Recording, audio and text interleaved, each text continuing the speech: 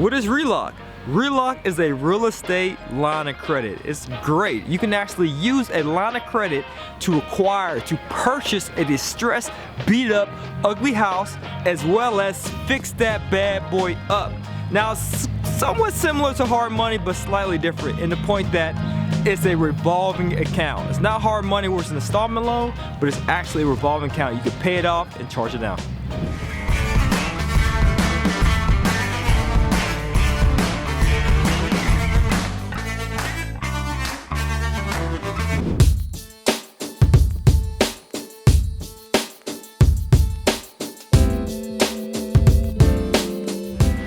So, why would an investor use RELOC? Well, as an investor, much like myself, a person who has those 3 C's.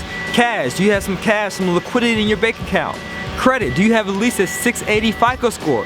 And the 3rd C, credibility. Have you closed on a property? I don't care if it was a fix and flip, I don't care if it was a buy and hold, I don't care if it was a wholesale deal, but can you show the proof on the HUD? If so, if you have those 3 C's, then the RELOC's for you, because an investor like myself doesn't want to spend time always filling out paperwork to close on a property. I'd rather just have a line of credit in which, hey, you just underwrite me up front, give me my line of credit so I can buy properties left and right. And personally speaking, I have a line of credit with this RELOC of $850,000, close to $1 million, in which I can always buy properties. And the only thing I need to bring to the table is just the appraisal, the purchase and sales agreement, and the scope of work. Now, the next question you might be thinking, well, Juan Pablo, what real estate strategies can I use for RELOC? Well, that's a great question. You can use RELOC for 2 real estate strategies. That's the fix and flip model, in which you buy property, a distressed asset like the one you see here, you fix it up, and then you sell it for capital gains. But hey, beware, with capital gains, guess what you have to pay? A hefty capital gains tax. And that's something I definitely don't recommend. Or you can use the second strategy, the fix and rent model or strategy, in which you buy this distressed asset, you fix it up, but you put a tenant or 2 in there, and then you do a refinance, a cash out refinance. That way you can pull money out of the equity, and you can eat that without paying any taxes. Plus you get what I always love, the passive income, the cash flow.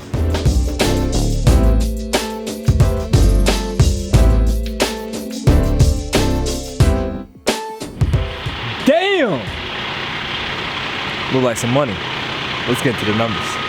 All right, let's take a 13 unit for example. Now you're familiar with the Relock Formula, right?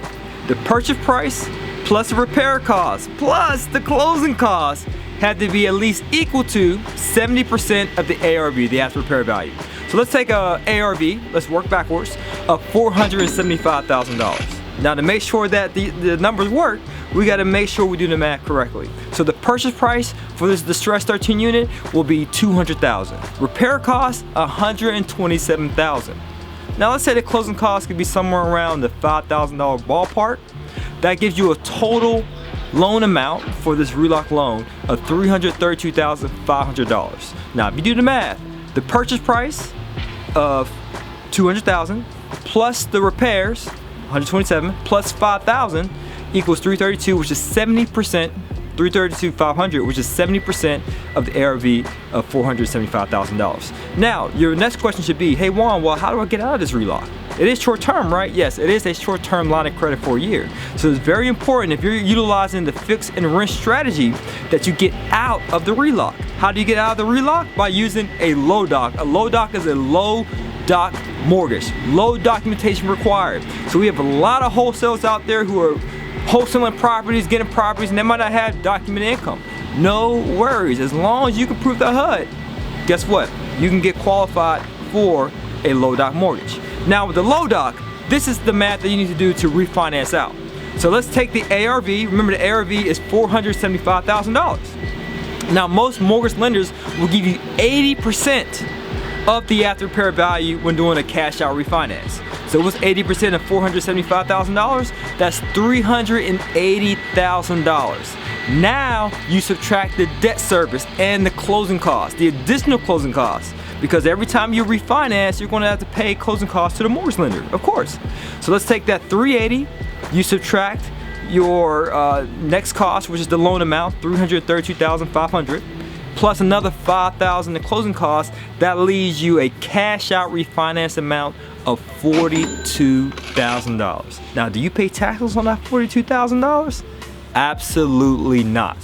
That's actually a loan in which you can use to buy another property, and that's what I do. It's like Monopoly. I pull out the equity from one property and I pour it towards the down payment of another. And you can easily do that with RELOC and LODOC combined. And so that's the pro of RELOC. Pretty much, you can use that short-term financing to acquire distressed properties, fix it up, make it pretty, beautify the neighborhood, put a tenant in there, and pull your cash out and still get your cash flow. So remember, when you're using RELOC and when you're using LODOC, make sure the property still cash flows at the end. If you're curious to know the formula for cash flow, it's your revenue minus your operating expenses, minus your reserves, minus your debt service, and what's left over is the profit in your pocket, the cash flow. Now, what's the con of RELOC? Well, the con, as I mentioned, is short term. So you have to make sure that the job is getting done properly, that those contractors are having those bulldozers out there, tearing down the property, taking out all the rubbish and so forth, demolishing it, doing their job on a timely fashion. It does take a level of management because you have to manage the general contractor. Even though the contractor is doing their job, you still have to make sure that your money's out there working. That's pretty much the big con for RELOC. But as I mentioned, with the exit strategy, just make sure you either flip that property or you can do a cash out refinance using a LODOC mortgage, all right? So that's enough right there, guys. I know I said a lot. I don't want none of this stuff to go over your head. So what I want you to do right now is just look over your notes because I'm sure you have a lot to consider.